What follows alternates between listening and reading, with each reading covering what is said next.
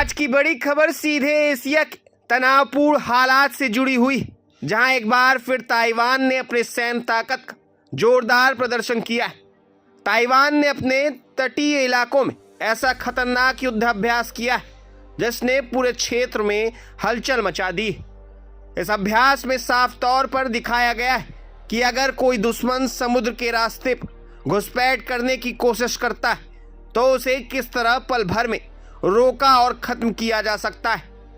Live video सामने आने के बाद दुनिया भर में चर्चा तेज हो गई। इस ड्रिल में युद्ध जैसे हालात बनाकर नेवी, एयरफोर्स और ग्राउंड फोर्स ने मिलकर संयुक्त ऑपरेशन का अभ्यास किया। तेज धमाकों की आवाज़ें, समुद्र में चलती युद्धपोतों की कतारें और आसमान में उड़ते फाइटर जेट्स, हर दृश्य यही संकेत दे रहा था कि तैयारी किसी भी स्तर पर कमजोर नहीं। सबसे बड़ी बात यह कि यह पूरा अभ्यास ऐसे समय पर हुआ है जब चीन और ताइवान के बीच पहले से ही तनाव चरम पर बना हुआ है। इसलिए सैन्य ड्रिल को सिर्फ एक अभ्यास नहीं बल्कि एक साफ राजनीतिक और रणनीतिक संदेश के तौर पर देखा जा रहा है। विशेषज्ञों का मानना है कि ताइवान लगातार अपनी डिफेंस स्ट्रेटजी को मजबूत कर रहा है और किसी भी अचानक हमले की स्थिति में तुरंत जवाब देने की क्षमता विकसित कर रहा है। वहीं दूसरी तरफ ड्रिल के बाद अंतर्राष्ट्रीय स्तर पर भी हलचल तेज हो गई।